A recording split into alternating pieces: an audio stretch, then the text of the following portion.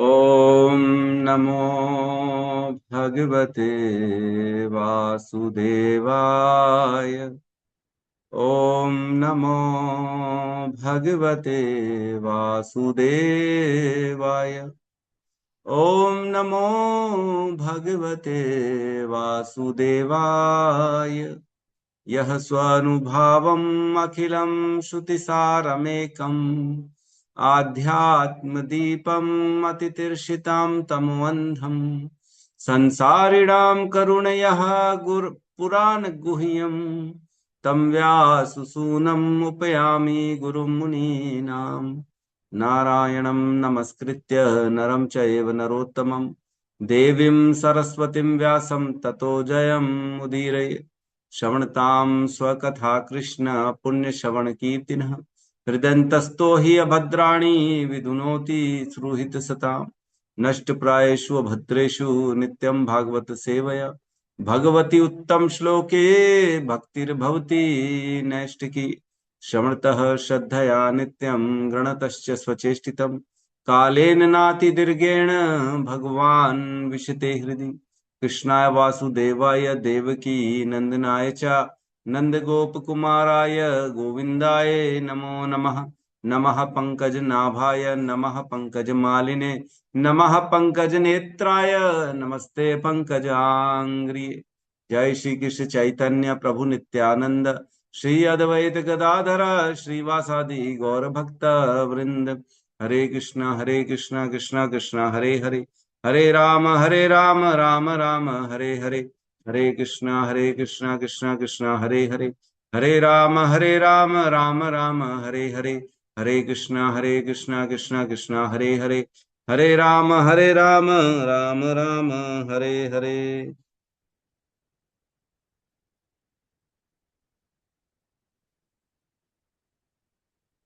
हरे कृष्णा। तो बहुत ही सुंदर बेला चल रही है यह पुरुषोत्तम मास की। पुरुषोत्तम मास की महिमा का हमने पहले ही वर्णन किया था। तो सबसे जो है विनती है कि इस महीने में ज्यादा से ज्यादा श्रवण करें, ज्यादा से ज्यादा माला करें, ज्यादा से ज्यादा भगवान की सेवा करें, कुछ न कुछ एक्स्ट्रा करें, भगवान को भोग लगाएं एक्स्ट्रा, भगवान को जो है अन्य अन्य सेवाएं जो है माला अर्पित करें, ये सब करें एक्स्ट्रा ज्यादा। और पढ़ें, अध्ययन करें भगवत गीता भागवतम का, है ना। और क्लासेस रेगुलर अटेंड करें तो हमारा स्वीकृति, हमारे पे कृपा ज्यादा मिलेगी, है ना। हम जानते कार्तिक मास से भी ज्यादा इसमें फलदायी नहीं होता है पुरुषोत्तम मास। क्यों? क्योंकि ये भगवान पुरुषोत्तम का महीना है, इन्होंने अपना नाम दे दिया इस महीने। तो हम प्रयास करेंगे इस पूरे महीने में रोज अच्छे से कथा हो, हमारी रोज लेक्चर अच्छे से हो, है ना? और सब श्रवण करें। ठीक है, तो हम हमारे रेगुलर जो है श्रीमद् भागवतम के कक्षा में प्रवेश करते हैं, है ना। कल एक छोटा सा हमने वीडियो भेजा था, उस पर चर्चा हम बाद में करेंगे। आज हम श्लोक में पर चर्चा करते हैं, ठीक है। सबने देख लिया होगा उम्मीद है ना। देख लेना चाहिए, वो बहुत सुंदर था, है ना। आज हम प्रवेश करेंगे श्लोक क्रमांक 10 में। हमने लास्ट क्लास में श्लोक क्रमांक 9 को लिया था, जिसमें राजा पृथु का वर्णन हुआ था, है ना। राजा पृथु पे हमने बहुत अच्छे से गहरी चर्चा करी थी। जो राजा पृथु थे वो भगवान के अंश थे, है ना। और वो जो है राजा वेण के बाहों से मंथन करने से उत्पन्न हुए थे, है ना। उनका एक भाई और था निषाद, जो उनके जांघों के मंथन करने से निकला था। और उसके बाद जो है राजा पृथु और अर्ची उत्पन्न हुए थे, जो वेण के आगे राज्य को संभाला। और वो स्वयं भगवान के अवतार हुए और उन्होंने गायों को, पृथ्वी को गाय के समान दूहा, है ना। तो उन्होंने सबको वांछित फल प्रदान किया। तो उनका नाम जो था, उनको जैसे शक्ति आवेश अवतार बोलते हैं ना, जिससे नारद मुनि को भक्ति के प्रचार का जो है शक्ति है उनके पास। वेद व्यास के पास ज्ञान की शक्ति है, चार कुमार के पास ज्ञान की शक्ति है। तो इसी प्रकार इनके पास कौन सी थी? कमनीय अवतार कहलाते हैं ये। पृथु महाराज कमनीय अवतार, सभी की कामनाओं को पूर्ण करने वाले कमनीय अवतार। हमने चर्चा करी थी। सभी असुरों को, चाहे नॉर्मल लोगों को, देवताओं को, गंधर्वों को, यक्षों को, सबको उन्होंने क्या क्या दिलवा दिया था। जो जो पृथ्वी से चाहिए था सब ने दोहा, है ना। किसी ने शक्तियां प्राप्त कर ली, किसी ने अन्न औषधियां प्राप्त कर ली, किसी ने और ज्ञान प्राप्त कर लिया वेदों का। तो सभी ने बछड़ा बन बन के पृथ्वी को दोहा और उससे प्राप्ति कर लिया, इसलिए इनका नाम हुआ कमनीय अवतार। ठीक है, हम आज प्रवेश करेंगे श्लोक क्रमांक 10 में। क्लियर है सभी के सामने? जी प्रभु जी। मैं पढ़ रहा हूँ एक बार श्लोक, एक बार मैं पूरा पढ़ लूंगा, फिर सेकंड टाइम आप लोग सब रिवाइज करिए। श्लोक क्रमांक 10, अध्याय 7, स्कंद 2। नाभेरसा वृषभास सुदेवि सूनु, यो वै चचार समुद्रेक जड़ योगचर्याम्।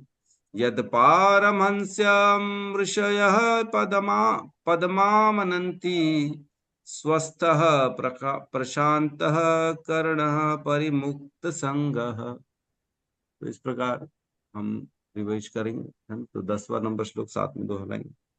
नाभेरसा वृषभ आस सुदेवि सूनु, नाभेरसा सुदेवि सुनु वृषभासुदेवी सोनु। यो वै चचार समुद्रेक जड़ योगचर्याम्। यो चचारा समुद्रे वै योगचर्या। यद पारमहंस्यं ऋषयः पदमामनन्ति, यत् पारमहंस्या ऋषयः पदमामनन्ति, स्वस्थः प्रशांत कर्ण परिमुक्त संग। स्वस्थः प्रशान्तकरणपरिमुक्तसङ्गः। नाभेरसा वृषभासस सुदेवि सूनु नाभेरसा वृषभासुदेवी सूनु। यो वे चचाशं ग्रहचर योगचर्याम्। यो वै चचार समुद्रयोगचर्याम्।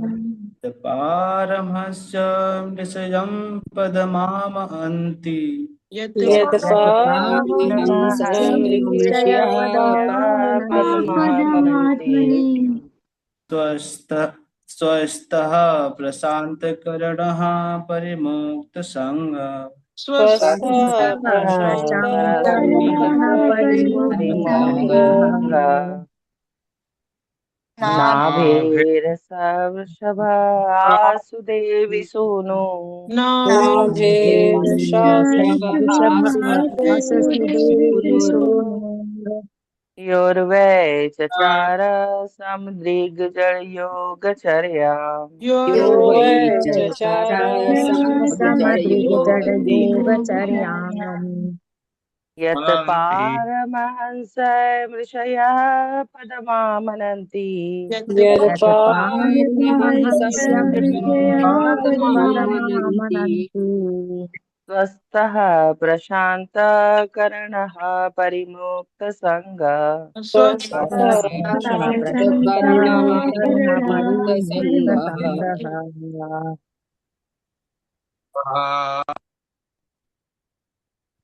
नाभेरस नाभेरसा वृषभ आस सुदेवि सूनुर। वृषभासुदेवी सूनु। यो वै चचार समुद्रग जड़ योगचर्याम्। सर्वे चचार समुद्रयोगचर्याम्। यत् पारमहंस्य मृष्यः पद्माम् अनन्ति।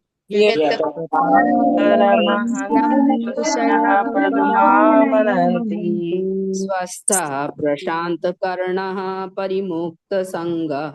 स्वस्थः प्रशान्तकरणपरिमुक्तसङ्गः।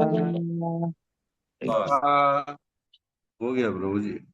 राजा नाभि की पत्नी सुदेवी के पुत्र के रूप में श्री भगवान प्रकट हुए और ऋषभ देव कहलाए। अपने मन को समदर्शी बनाने के लिए उन्होंने जड़ योग की साधन की। इस अवस्था को मुक्ति की सर्वोच्च सिद्ध पद भी माना जाता है, जिसमें मनुष्य अपनी आत्मा में स्थित रहकर पूर्ण रूप से संतुष्ट रहता है। ओम ज्ञानतिमिरन्धस्य ज्ञानांजन शलाकया चक्षुरुन्मिलितं येन तस्मै श्री गुरुवे नमः।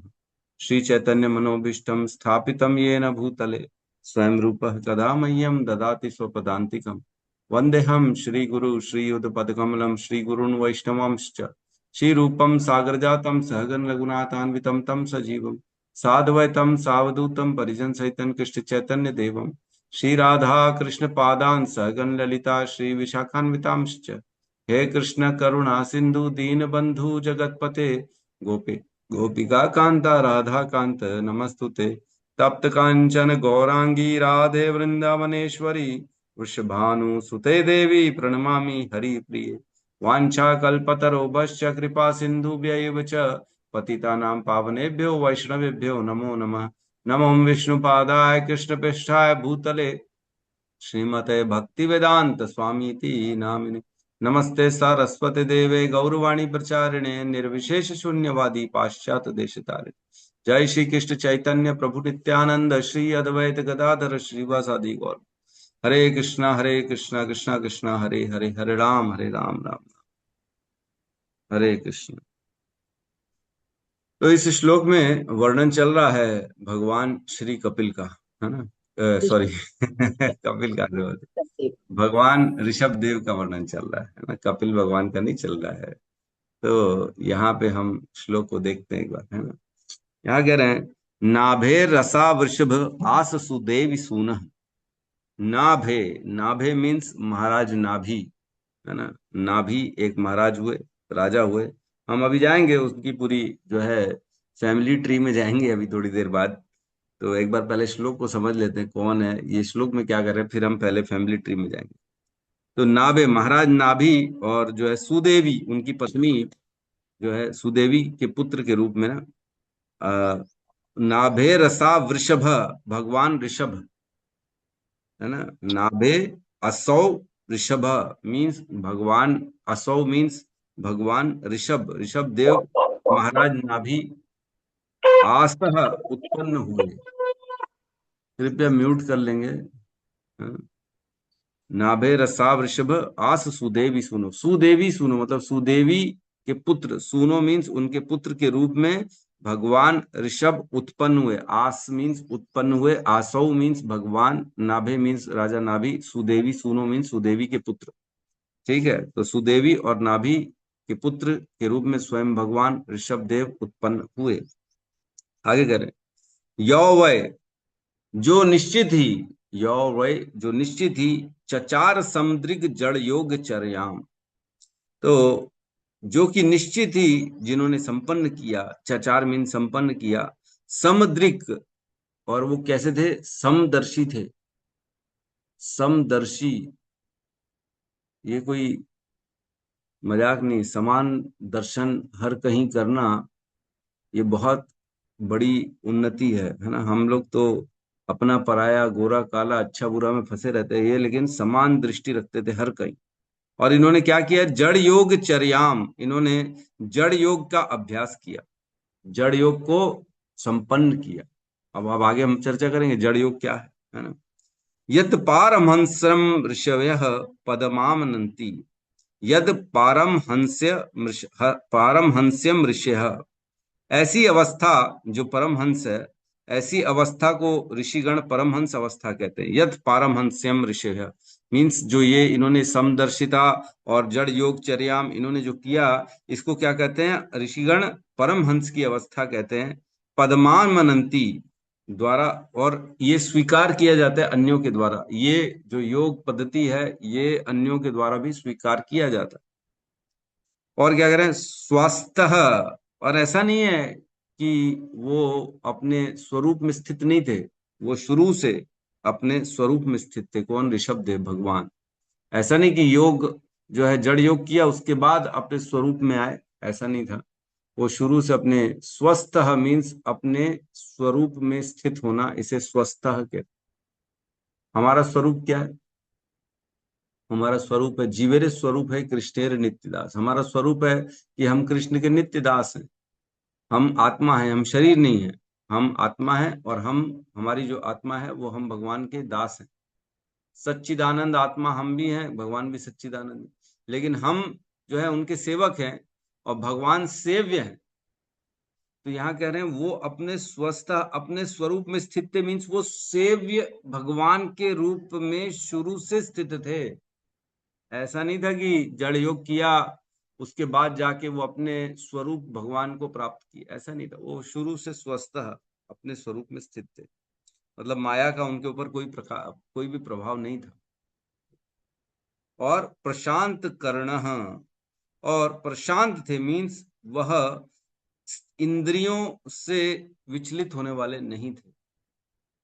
स्थिर इंद्रियां थी उनकी, स्थिर। प्रशांत, प्रशांत मीन्स जैसे सागर होता है ना, जैसे शांत। प्रशांत मीन्स ऑलवेज शांत, है ना। भगवत गीता के दूसरे अध्याय में श्लोक आता है जिसमें कहते हैं कि जो व्यक्ति है उसकी इंद्रियां जो है अगर समंदर के समान शांत होती हैं तभी उसको शांति मिलती है। 2.70 अपूयमाणम अचलः प्रतिष्ठम समुद्रमापः प्रवशन्ति यद्वत् तद्वत् कामामं यं प्रवशन्ति सर्वे स शान्तिमाप्नोति न काम कामी। तो कहते हैं अपूर्यमाणम, जो निश्चित परिपूर्ण है, सदा परिपूर्ण होता है। अचल प्रतिष्ठम, स्थिर होता है, जो एकदम अचल स्थिर प्रतिष्ठम। समुद्र मापम, जैसे समुद्र होते हैं वैसे जो व्यक्ति अगर अपूर्व सदा सदा ऐसी शांत बना रहता है। प्रवशंति यत्व, जिसमें यद्यपि बहुत सारी नदियां प्रवेश करती हैं लेकिन फिर भी समंदर सदा यह प्रशांत बना रहता है। कभी भी ऐसा नहीं है कि ओ इतना सारा पानी आ गया, नदी आ गई, अब मैं क्या करूं, ओहो मेरे को तो अब जो है समुद्र की सीमाएं तोड़ के शहरों में घुसना पड़ेगा। ऐसा नहीं करता है।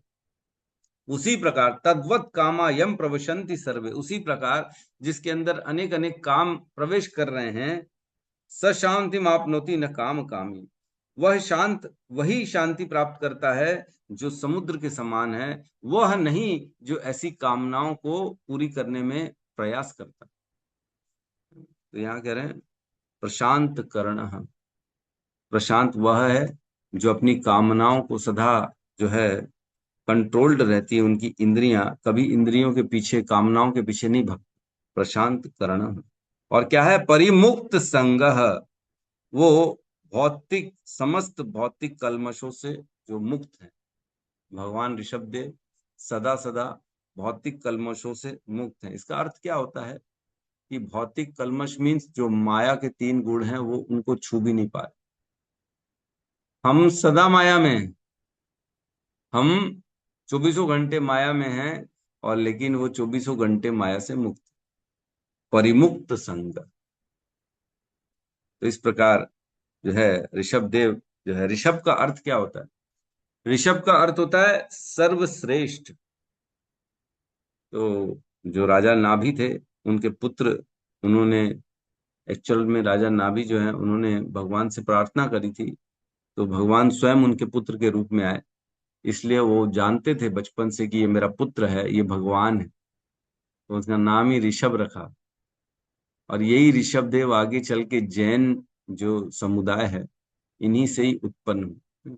तो हम चर्चा करेंगे, बहुत गहरी चर्चा करने वाले श्लोक। तो इन्होंने जो है जड़ योग क्यों किया? जड़ योग, जड़ योग का अर्थ है जड़ बन जाना। यद्यपि जड़ योग उन्होंने शुरू से नहीं किया, पहले वो राजा थे, उन्होंने राज्यभार संभाला, अपने पुत्रों, उनके 100 पुत्र हुए जिसमें बड़े पुत्र हुए भरत महाराज, जिनका वीडियो हमने कल डाला था ना, सबको बोला था देखने के लिए। जड़ भरत जो बने, जो भरत महाराज जिन्होंने अपना पूरा राज्यपाट सब छोड़ के त्याग करके जंगल में चले गए, वो इनके सबसे बड़े पुत्र हुए ऋषभदेव भगवान के। वही पुत्र थे। उनको अपने 100 पुत्रों को उन्होंने उपदेश दिए, जो वो बहुत पॉपुलर है, 5वें स्कंद में आता है। 5वें स्कंद के 5वें अध्याय में ये वर्णन आता है कि ऋषभ देव ने अपने पुत्रों को क्या उपदेश दिए। बहुत सुंदर सुंदर उपदेश है, लेकिन हम उसको उपदेशों को नहीं पढ़ेंगे, क्योंकि वहां पे पढ़ेंगे, 5वें स्कंद में पढ़ेंगे ना, अभी थोड़ी पढ़ेंगे। अभी हम ऋषभ देव की उत्पत्ति के बारे में थोड़ा सा जानकारी कर लेंगे, और उनकी जो है परिवार पीछे वो किसके पुत्र हैं, कहाँ से उत्पन्न हुए। तो हमने चर्चा करी स्वयंभू मनु। स्वयंभू मनु की 3 पुत्रियां, आकुति, देवहूति, प्रसूति, 3 पुत्रियां। देवहूति का विवाह हुआ करदम मुनि से, जो भगवान कपिल से जो शादी करी, सॉरी, भगवान कपिल जो प्रकट हुए जिनके पुत्र के रूप में, और उनकी 9 पुत्रियां थी। और 9 पुत्री में से एक पुत्री अत्रि थी, जो अनुसुईया थी, जो अत्रि ऋषि से शादी करके दत्तात्रेय भगवान को जिसने जन्म दिया। तो अब ये एक अलग हो गई है। इसके अलावा आकुति जो थी वो रुचि से शादी करी, प्रजापति रुचि से, और जिनके पुत्र के रूप में सुयज्ञ उत्पन्न हुए थे, है ना, जो इंद्र बने थे, और जिनका नाम खुद स्वयंभू मनु ने बाद में हरि कर दिया था। हमने पढ़ा था, याद है कि नहीं? भूल तो नहीं जा रहे सब लोग? सुयज्ञ, जिनको बाद में हरि कहा था स्वयंभू मनु ने, क्यों? क्योंकि उन्होंने तीनों लोकों के सभी लोगों के संतापों को हर लिया था, दुखों को दूर कर लिया था, इसलिए उनका नाम हरि पड़ गया था। हरि स्वयं उनके नाना जी जो स्वयंभू मनु है, उन्होंने नाम दे दिया था हरि। तो आकुति और प्रसूति का विवाह दक्ष प्रजापति से हुआ, है ना, उस पर भी हमने चर्चा करी। अब उसके बाद जो पुत्र हुए, 2 पुत्र हुए, एक हुए उत्तानपाद और दूसरा हुआ प्रियव्रत, है ना। तो उत्तानपाद की 2 शादियां हुई, सुनीति और सुरुचि से। सुरुचि जो थी, उनके पुत्र उत्तम, और सुनीति के पुत्र हुए ध्रुव महाराज, है ना। इस पे भी हमने चर्चा कर ली। ध्रुव महाराज फिर जब अपने पिता के गोद में बैठना चाह रहे थे, तो सुरुचि ने उनको का दे दिया था, जिसके कारण वो बड़े उदास हो गए, और फिर वो जंगल चले गए भगवान से, अपने पिता से भी बड़ा राज्य मांगने के लिए, ध्रुव महाराज, है ना। तो हम उस पे नहीं जाएंगे। अब बच गया एक प्रियव्रत राजा, राजा प्रियव्रत।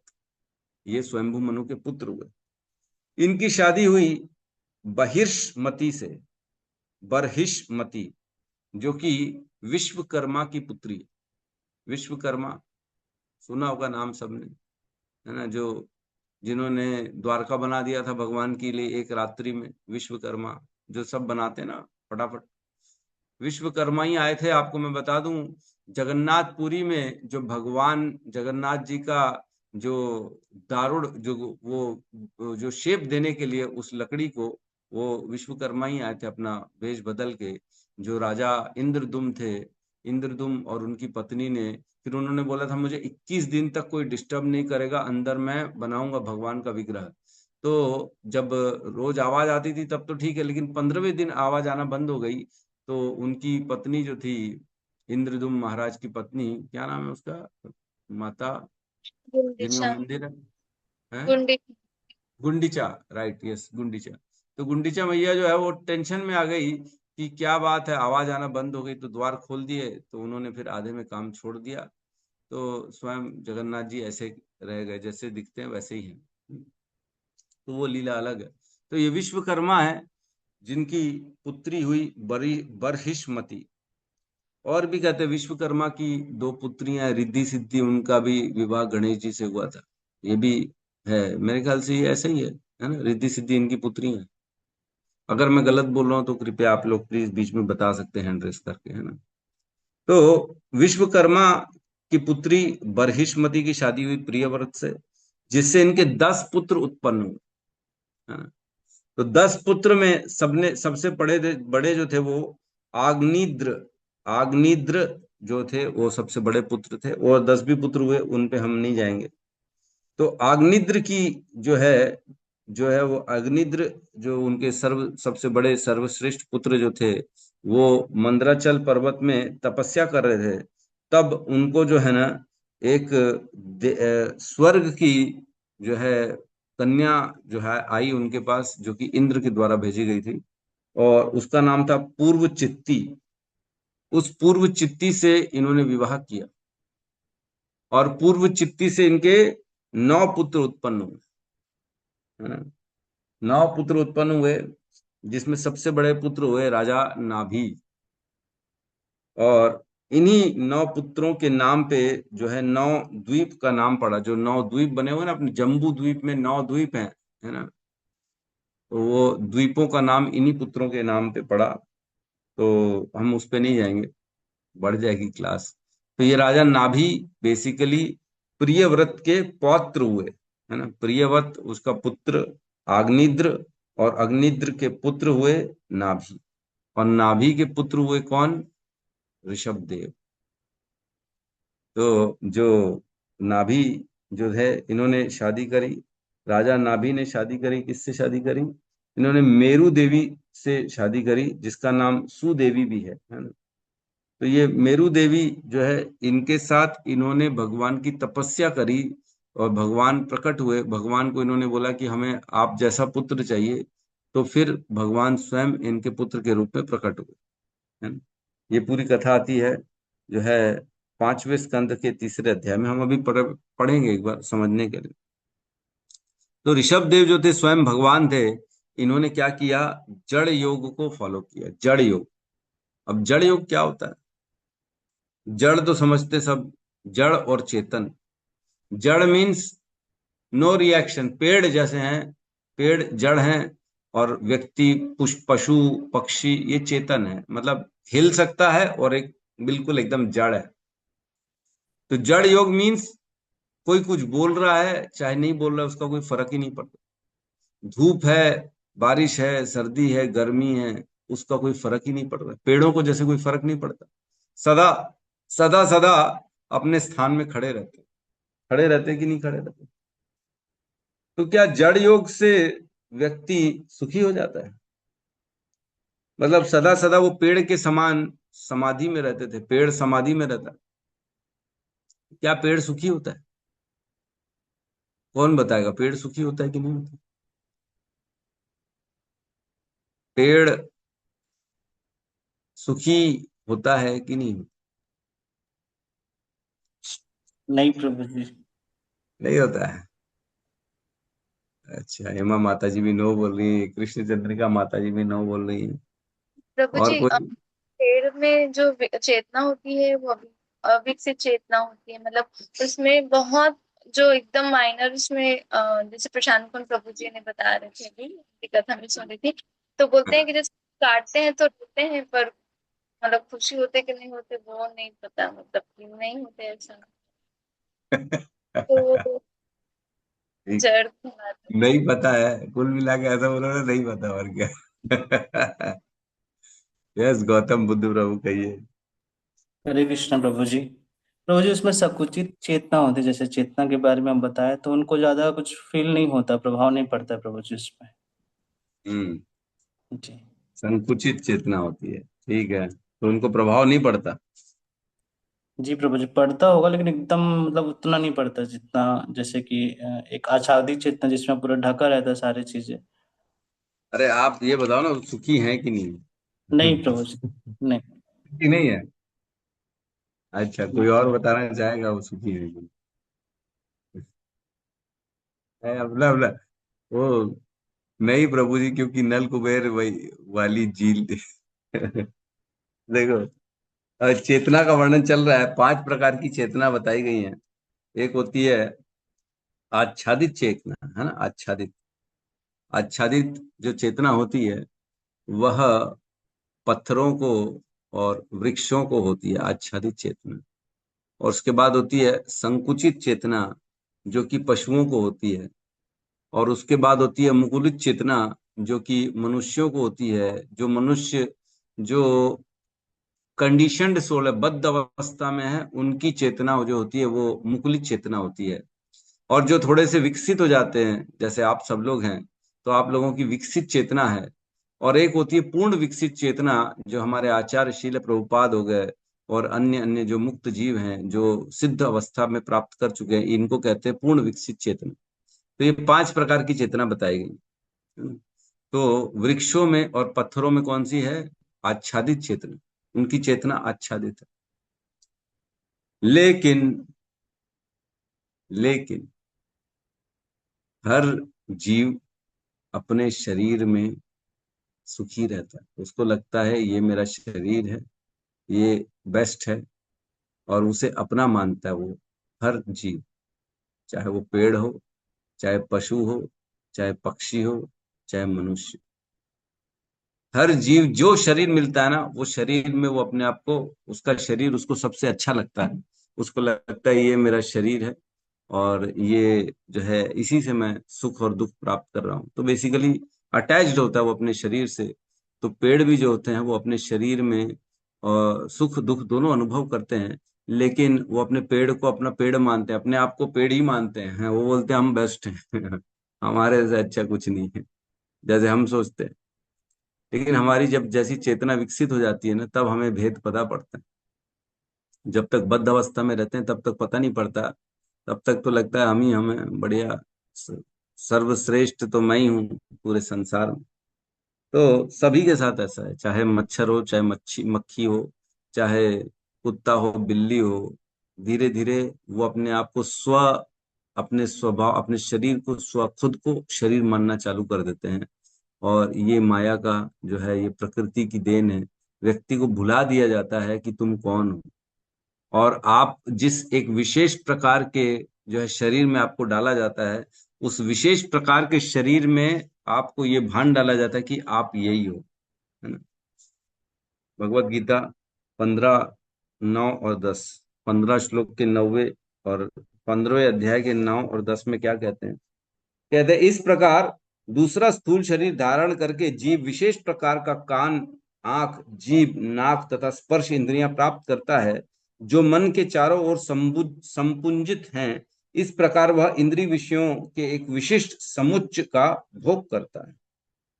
और क्या करें 10वें में, मूर्ख ना तो समझ पाते हैं कि जीव किस प्रकार अपना शरीर त्याग सकता है, ना ही वे यह समझ पाते हैं कि प्रकृति के गुणों के अधीन वह किस तरह के शरीर का भोग करता है। लेकिन जिसकी आंखें ज्ञान में प्रशिक्षित होती हैं, वह यह सब देख पाता है। जो मूर्ख है वो ये कुछ भी नहीं देख पाता, लेकिन जो ज्ञानी है वह सब देख रहा है। यही तो भेद है। यही तो कहते हैं ना, भगवत गीता ने हमें आंखें दे दी। आंखें क्या दे दी? चक्षु प्रदान किया ना। ओम अज्ञान तिमिरंधस्य ज्ञानांजन शलाकया, है ना। चक्षुर उन्मिलितम ये न, चक्षु मीन्स आंखें दे दी उन्होंने। किसने? गुरुदेव ने आंखें दे दी देखने के लिए, कि हम देख तो सके। तो हम क्या देख रहे हैं कि चारों ओर जड़ अथवा चेतन वस्तु हैं, इन अन्य अन्य इतने सारे जीव हैं, शरीर हैं, सब अपने अपने बद्ध अवस्था में हैं, और अपने अपने शरीर के जो उनके लिमिटेशंस हैं, शरीर के द्वारा जो उनको इंद्रियां प्राप्त हुई हैं, विशेष इंद्रियां मिलती हैं उस शरीर में, और उन विशेष इंद्रियों से वो सुख और दुख को अनुभव करते हैं। तो पेड़ भी सुख और दुख अनुभव करते हैं, ऐसा नहीं कि नहीं करते हैं, करते हैं वो। तो यहाँ पे कह रहे हैं कि वे जो जड़ भरत थे, जड़ भरत बोला वो ऋषभ देव जो थे, वो जड़ योग किया उन्होंने, मतलब पेड़ों के समान समाधि की अवस्था उन्होंने अपने जीवन में करी। वो किसी भी चीज से फर्क नहीं पड़ता था, वो वस्त्र पहने ना पहने, चाहे वो धूप हो चाहे गर्मी हो, सदा सदा जड़ योग मीन्स एकदम कठोर, किसी को कुछ बोलना नहीं।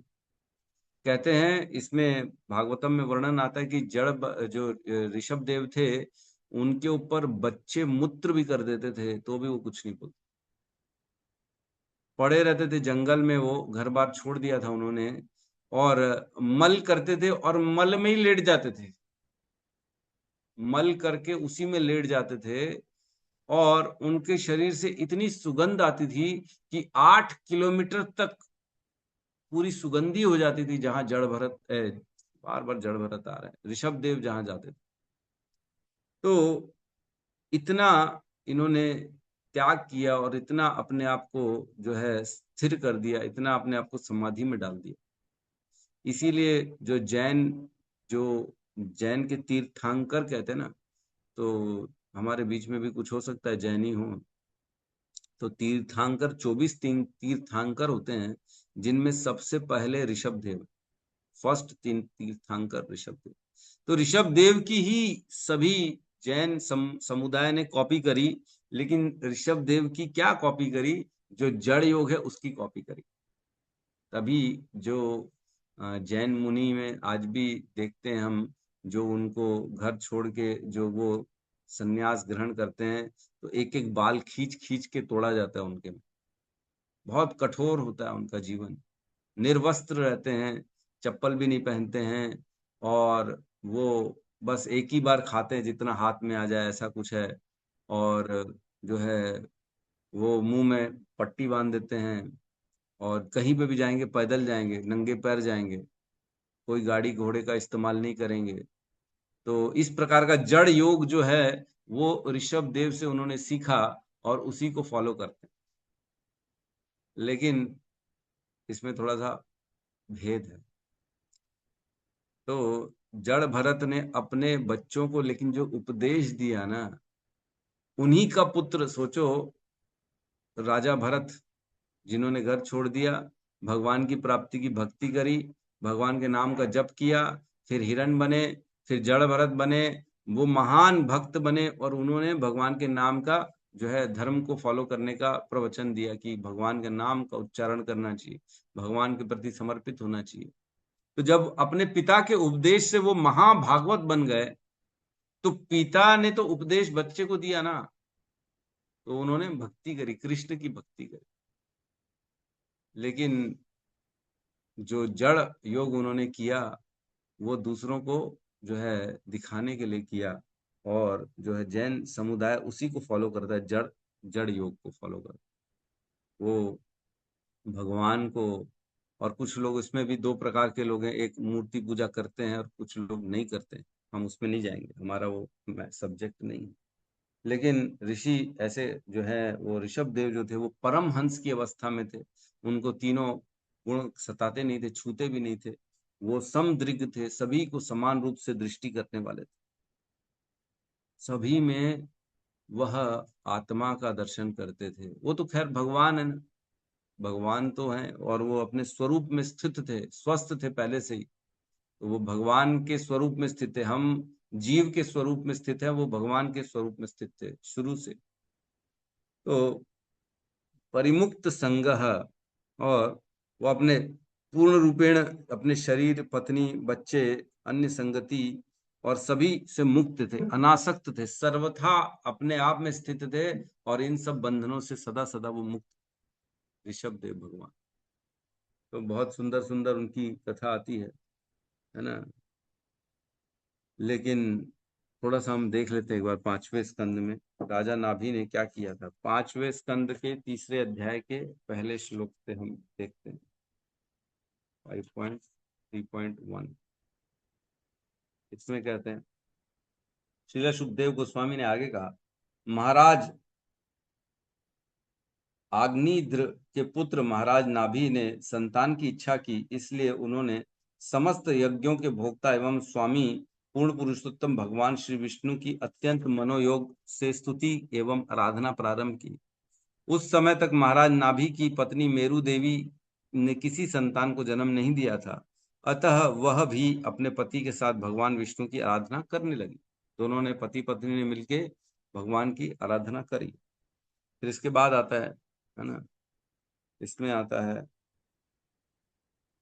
वो लंबा चौड़ा, किंतु सदैव अतः जब भक्त महाराज नाभि ने शुद्ध निष्कलंक मन से अत्यंत श्रद्धा तथा भक्ति रहित प्रवर्ग यज्ञ करते हुए ईश्वर की आराधना और प्रार्थना की, तो अपने भक्त पर वात्सलता के कारण परम कृपालु भगवान राजा नाभि के समक्ष अपने दुर्जय तथा चतुर्भुजी आकर्षक रूप में प्रकट हुए। इस प्रकार से श्री भगवान ने अपने भक्त की मनोकामना पूर्ण करने के लिए अपने भक्त के समझ अपने मनोहर रूप प्रकट किया। यह रूप भक्तों के मन तथा नेत्रों को प्रमुदित करने वाला है। तो चतुर्भुज में प्रकट हुए, और फिर उन्होंने जो है अपने, जो क्या कहते हैं, जो राजा नाभि था, जिन्होंने भगवान की आराधना करी, उनका मन की जो उनकी इच्छा थी उसको पूर्ण करने के लिए क्या किया, उन्होंने अपने आप को जो है उनके पुत्र के रूप में प्रकट कर दिया। फिर आगे कहते हैं 13 नंबर श्लोक में, 13 नंबर श्लोक में कहते हैं, भगवान जैसे पुत्र की कामना की, हे ईश्वर, आपके समक्ष ये महाराज नाभि है, जिनके जीवन का परम लक्ष्य आपके ही समान पुत्र प्राप्त करना है।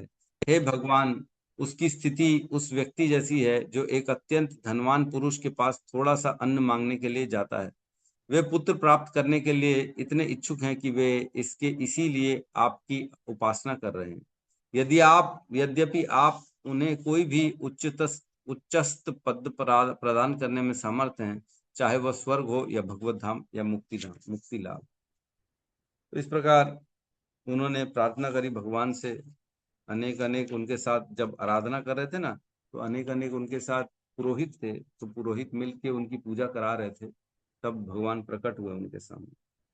तो 18वें श्लोक में कहते हैं, भगवान कहते हैं, क्योंकि मुझे अपने तुल्य और कोई नहीं मिल पा रहा, इसलिए मैं स्वयं ही पूर्ण अंश के रूप में महाराज आग्निद्र के पुत्र महाराज नाभि की पत्नी मेरु देवी के गर्भ में अवतार लूंगा। भगवान फिर डिसाइड करते, ठीक है कोई बात नहीं, मैं ही तुम्हारा पुत्र के रूप में उत्पन्न होऊंगा।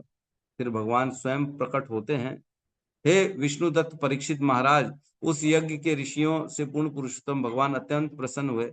फलस्वरूप उन्होंने स्वयं धर्माचरण करके दिखलाने और महाराज नाभि की मनोकामना को पूरा करने का निश्चय किया था। वे भौतिक प्रकृति के गुणों से परे अपने मूल आध्यात्मिक रूप में मेरु देवी के पुत्र के रूप में प्रकट हुए। महाराज ऋषभ देव स्वयं मेरु देवी के पुत्र के रूप में प्रकट हुए। तो इस प्रकार भगवान ऋषभ देव प्रकट हुए, जो कि महान जो है भगवान, उनके बड़े बहुत हम पढ़ेंगे 5वें स्कंद के जो है 3रे, 4थे, 5वें और 6वें 4 अध्यायों में भगवान ऋषभदेव का वर्णन है। वो अपने पुत्रों को बड़ा सुंदर श्लोक बताते हैं, जिसमें कहते हैं, नायम देहो देव भजाम निलोके कष्टान कामन अर्हते व्यंग भुजाम तपो दिव्यम पुत्र कायेन सत्वम, है ना, तस्मात शुद्धम ब्रह्म सौख्यम तो अनंतम। हे मेरे पुत्रों, यह जो शरीर मिला है, ये मनुष्यों का जो शरीर है, ये केवल जो है भोग करने के लिए नहीं मिला है। ये कुत्ते बिल्ली के समान केवल जो है भोग करने के लिए नहीं है, कष्ट उठाने के लिए नहीं, भोगों के लिए कष्ट उठा रहे हैं, ऐसा काम नहीं करना है कहते हैं। उसमें कह रहे हैं कुत्ते और सुअर भी भोग कर रहे हैं, लेकिन मनुष्य जीवन क्या मिला है? तपो दिव्यम, तपस्या करने के लिए मिला है, वो भी भगवान की। पुत्र कायेन सत्वम, सत्व की तपस्या प्राप्ति के लिए तपस्या करो, जिससे क्या होगा? तस्मात् शुद्धम, तुम शुद्ध बन जाओगे उससे, और ब्रह्म सौख्यम, ब्रह्म का आनंद प्राप्त हो जाएगा, जो अनवरत चलने वाला है। तू अनंतम, अनंत अनंत काल तक वो सुख प्राप्त रहेगा, फिर वो कभी भी सुख क्षीण नहीं होगा। इस प्रकार से उन्होंने अपना वर्णन किया, बताया, है ना। आगे इसमें तात्पर्य में श्रील प्रभुपाद कहते हैं, इस जड़ योग में पत्थर के समान मूक बनकर किसी प्रकार के भौतिक फल से अप्रभावित रहने का प्रयास करना पड़ता है। जिस प्रकार पत्थर सभी प्रकार के बाह्य घात प्रतिघात के प्रति उदासीन रहता है, उसी प्रकार जड़ योग की साधना करने वाले भौतिक देह को स्वेच्छा से पहुंचाए जाने वाले समस्त कष्टों को सहन करते हैं, है ना, अपने आप को पीड़ा पहुंचाते हैं बेसिकली ये लोग, है ना। तो इसमें कथा आती है उनकी, क्या हुआ था उनके साथ, है ना। तो जब वो जड़ भरत बार बार क्यों आ रहा है, ऋषभदेव भगवान अपने जीवन की अंतिम अवस्था में महाराज ऋषभदेव मूक पागल पुरुष की भांति विचरण करते रहे। उन पर किसी भी शारीरिक दुर्व्यवहार का कोई प्रभाव नहीं पड़ता था। उन्हें पागल की भांति जटा तथा लंबी दाढ़ी बढ़ाए तथा नग्न घूमते देखकर गली कूचों के अल्प बुद्धि बालक तथा आदमी उन पर थूकते और उन पर पेशाब करते थे। वे अपने ही विष्ठा पर लेटे रहते थे और हटते नहीं थे, किंतु उनका मल सुगंधित पुष्पों की तरह दूर दूर तक सुगंध फैलाता था, और साधु पुरुष उन्हें परमहंस अर्थात मानवीय सिद्धि की सर्वोच्च अवस्था में स्थित मानते थे। जो अपने मल को सुगंधित न बना सके, उसे सम्राट ऋषभ देव की नकल नहीं करनी चाहिए। श्रील प्रभुपाद भी कह रहे, तुम कॉपी कर रहे हो ऋषभ देव की। ऋषभ देव जो है वो तो भगवान है ना, वो मल में लेटे हैं, वो जड़ योग का जो है फॉलो कर रहे हैं, मूक बने हुए हैं, लोग उन पे पत्थर फेंक रहे हैं, पेशाब कर रहे हैं, तो भी वो कोई उसमें रिएक्शन नहीं दे रहे हैं, क्योंकि वो भगवान है, उनकी कॉपी नहीं करनी है। उनका मल तो ऐसा था कि वो सुगंध फैलाता था। है कौन मनुष्य जिसका मल सुगंध फैलाता है, बताओ। तो कह रहे हैं ऐसे इसलिए उनको फॉलो नहीं करना चाहिए, जो उनको कॉपी नहीं करना चाहिए, इमिटेट नहीं करना चाहिए, है ना। जो अपने मल को सुगंधित, अच्छा हाँ ये तो पढ़ ले। जड़ योग का अभ्यास केवल ऋषभ देव तथा उसी स्तर के सिद्ध लोगों के लिए संभव है। सामान्य लोगों के लिए यह असाधारण अभ्यास दुष्कर है, बहुत मुश्किल है ये सब करना।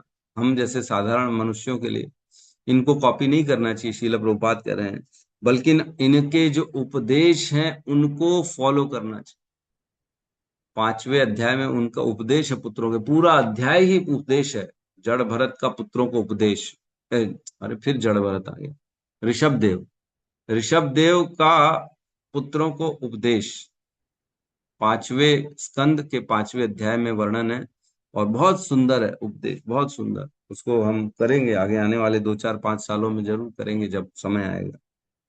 तो इस प्रकार भगवान ऋषभ देव का यहाँ पे वर्णन होता है। तो इसकी एक जो है ना, जैसे एक हमने, आपने सुनी है कि नहीं, एक हुए जयदेव गोस्वामी। जयदेव गोस्वामी का नाम सुना है कि नहीं सुना? सबने सुना ही होगा, जिन्होंने जो है जगन्नाथ जी के लिए जो क्या कहते हैं वो लिखा है, वो क्या क्या क्या गीत कहते हैं उसको, गोविंद, गीत गीत गीत गोविंद। गोविंद, यस गीत गीत गोविंद गोविंद। लिखा है। गीत गोविंद लिखा है जयदेव गोस्वामी।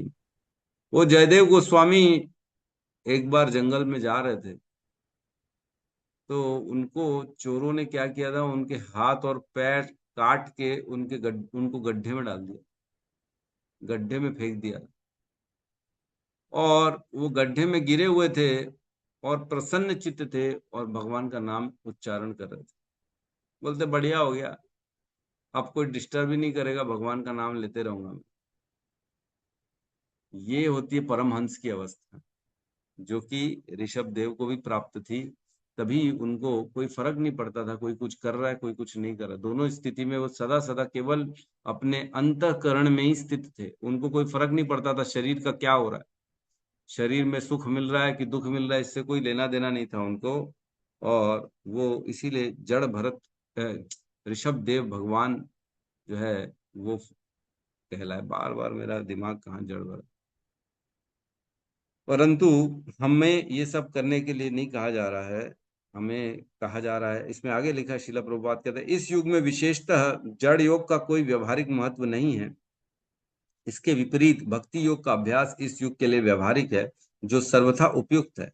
उपयुक्त स्तोत्र से श्रवण करने की सहज विधि अर्थात श्रीमद् भागवतम को सुनकर योग की परम सिद्ध अवस्था प्राप्त की जा सकती। ऋषभ देव राजा नाभि के पुत्र तथा राजा अग्निद्र के पौत्र थे। वे राजा भरत के पिता थे, है ना, जिनके नाम से इस पृथ्वी लोक का नाम भरत वर्ष पड़ा। तो आगे चल के हम उस पर चर्चा करेंगे। ठीक है, तो यहाँ पे हम आज ऋषभ देव की जो है कहानी कथा सुन ली। किसी का कोई प्रश्न है तो हम ले सकते हैं।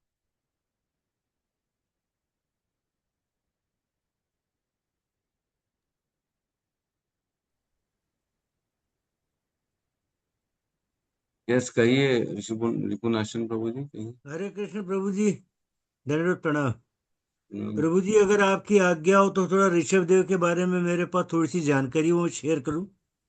हाँ करिए ना, बिल्कुल करिए, हाँ, बताइए। ये ऋषभ देव जो है प्रभु जी जैन धर्म के तीर्थंकर हैं प्रभु जी, और ये आदि काल से चला आ रहा है और ये सनातन धर्म से रिलेटेड है। लेकिन अभी पिछले कुछ 15-20 साल से पॉलिटिकल इशू के ऊपर जैन ही इनको अपना, वो ऋषभ देव जो हमारे उनको और इनको दोनों को डिफरेंस बताने लग गए हैं। लेकिन एक्चुअली में ऋषभ देव जो है वो हमारे इसके सनातन धर्म के ही माने हुए माने जाते हैं। तो ऋषभ देव के बारे में ये बताया जाता है कि वो जो जैनियों की साधना होती है वो साधना करते थे प्रभु जी। तो उसके अंदर जो है जो जड़ साधना बताई गई है, ये इनकी जैनियों के अंदर एक दीक्षा का सिस्टम है। दीक्षा देते जैसे हम दीक्षा लेते हैं उसी तरह एक दीक्षा का सिस्टम है। उस सिस्टम के हिसाब से इनको जो है केश लोचन बोलते हैं प्रभु जी। वो अपने सिर के बाल खींचना, दाढ़ी के बाल खींचना और उसको अपने आप को तकलीफ देके और वो साधना करना, वो इसका वो चलता था। तो इसके ऊपर जो है ऋषभ देव के ऊपर इन्होंने जो है अलग से एक सिद्धांत बना दिया कि ये ऋषभ देव। तो इसमें से एक जैनियों के दो संप्रदाय हो गए प्रभु जी।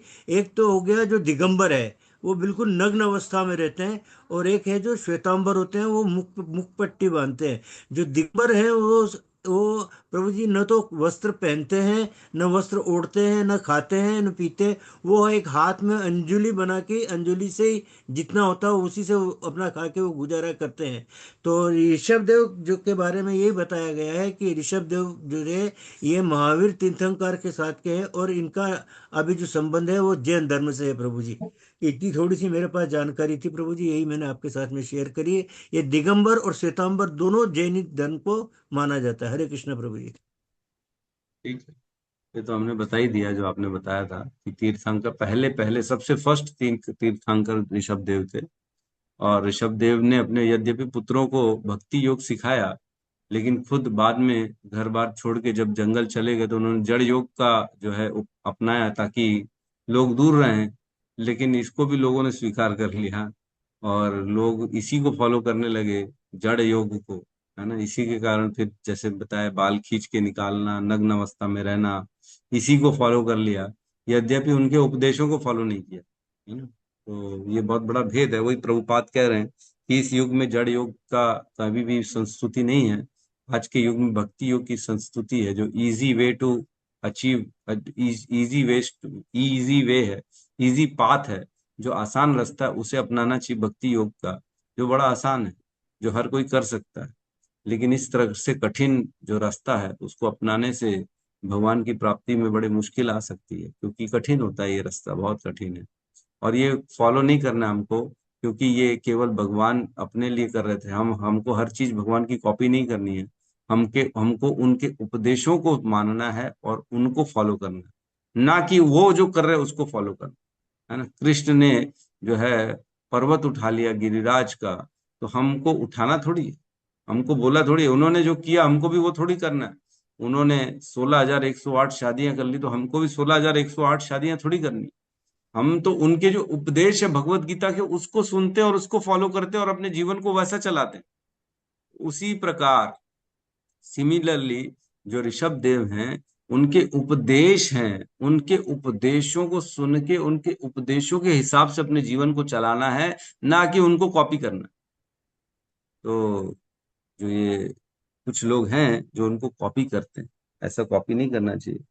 एक हमारे टिप्पणी आती है हमारे आचार्यों की, उसमें लिखा है, मैं पढ़, उसमें कह रहे हैं कि ऐसे ऋषभ देव के परमहंस अवस्था की कॉपी कर रहे थे कुछ लोग, जो ऐसे ऋषि लोग ऋषभ देव के परमहंस अवस्था की कॉपी कर रहे थे।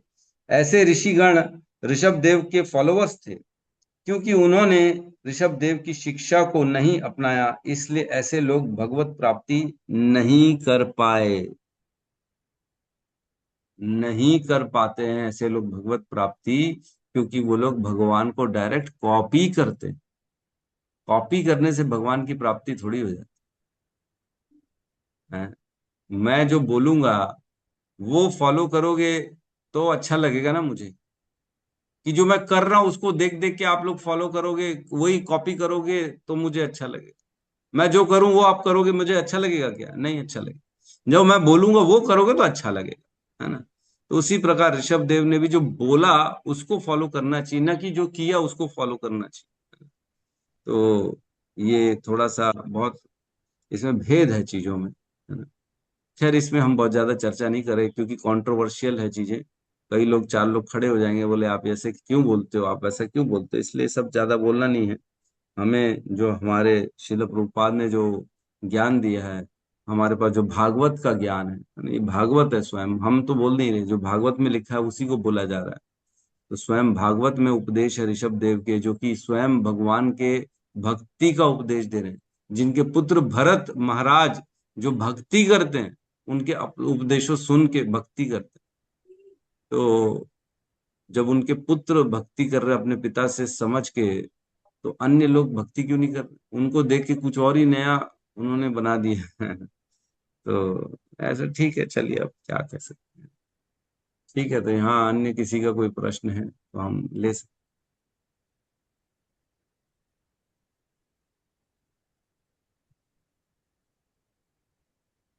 इसमें और भी वर्णन आता है। ऋषभ देव के कई सारे गुण हैं, उनके ऐश्वर्यों का वर्णन आता है 4 अध्याय में। और ऋषभ देव से इंद्र ने ईर्ष्या की और बारिश बंद कर दी थी, ये भी वर्णन आता है ना, 4 अध्याय के 3 श्लोक में आता है।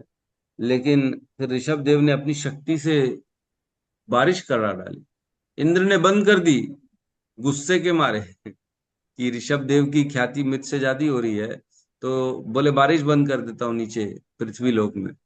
तो ऋषभ देव ने देखा कि इंद्र ने बारिश बंद कर दी है, तो ऋषभ देव अपनी शक्ति से दोबारा बारिश करा डाले, है ना।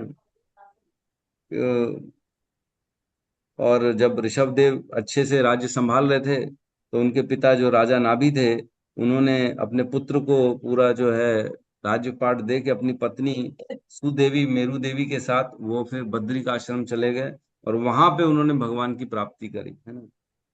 और ऋषभ देव की जो पत्नी थी उनका नाम था जयंती, जो बाद में फिर इंद्र के द्वारा ही उनको मिली थी, इंद्र से भेंट मिली थी उनको, उसी से शादी करी ऋषभ देव ने, जिनके साथ उनके 100 पुत्र हुए, और जिनका सबसे बड़ा पुत्र था भरत, है ना। तो ऋषभ देव के गुण और आचरण एकदम अलग थे, क्योंकि वो स्वयं भगवान थे। और ऋषभ देव के जो पुत्रों को उन्होंने उपदेश दिया वो अलग वर्णन है। और फिर ऋषभ देव अवधूत का वेश धारण किया और जड़ बन गए, जैसे हमने पढ़ा जंगल चले गए और ये सब। और एक बार की बात है, फिर उन्होंने जंगल में आग लगी, और उसमें आग में भी सोचो वो अपने शरीर को हिला नहीं रहे थे, जड़ बन गए थे ना, बोले आग लगी तो लगने दो। तो फिर आग में उनका शरीर भस्म हो गया, है ना। और उन्हीं से फिर जैन धर्म का जो है प्राकट्य हुआ। ठीक है, तो ये सब वर्णन आएगा, हम आगे चल के 5वां स्कंद जब पढ़ेंगे तब हम इनका चर्चा करेंगे।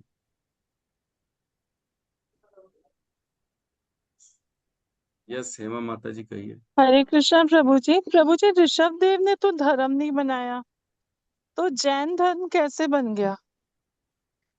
उन्होंने तो माता कोई जी धर्म की मैं वही बता रहा हूँ ना, मैंने अभी बताया ना कि लोग क्या करते हैं, केवल कॉपी कर लेते हैं। तो जिन लोगों ने कॉपी करी उन्होंने फिर जैन धर्म बना लिया। वही तो बता अच्छा। रहे हैं ना, श्रील प्रभुपाद भी तो कह रहे हैं कि केवल कॉपी नहीं करना होता भगवान को, वो भगवान के जो परम हंस अवस्था थी ऋषभ देव की, उस परम हंस अवस्था को कॉपी किया उन्होंने, और लोगों को लगा कि हमको भी यही करना चाहिए क्योंकि ये श्रेष्ठ हैं, ये परम हंस है, हम भी ऐसे करेंगे तो हम भी परम हंस बन जाएंगे। तो इसलिए उनको कॉपी कर रहे थे, यद्यपि वो कॉपी नहीं करना था। प्रभु जी, ऋषभ देव का एक मंदिर है, मुझे याद नहीं आ रहा है। एक मंदिर है जो जैन लोग बहुत ऊपर ऊंचाई पर है, और उसकी कुछ शिव जी से भी संबंध है, कुछ ऐसा है, मुझे याद नहीं आ रहा। आप अगर पढ़ेंगे तो बताइएगा प्रभु जी।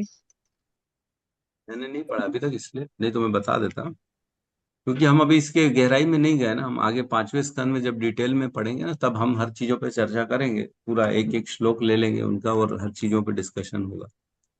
अभी शॉर्ट में बताना है ब्रह्मा जी ने जैसे बताया। ठीक है, थैंक तो यू हम प्रभु अभी जी। Thank you. अभी जो है ब्रह्मा जी नारद को भगवान के लीला अवतारों का वर्णन कर रहे हैं एक एक श्लोक में। तो अभी हम एट प्रेजेंट भगवान की जो लीला, विभिन्न लीला करने के लिए विशेष अवतार लिया भगवान ने, हम उस प्रसंग में चल रहे हैं अभी ब्रह्मा जी के द्वारा।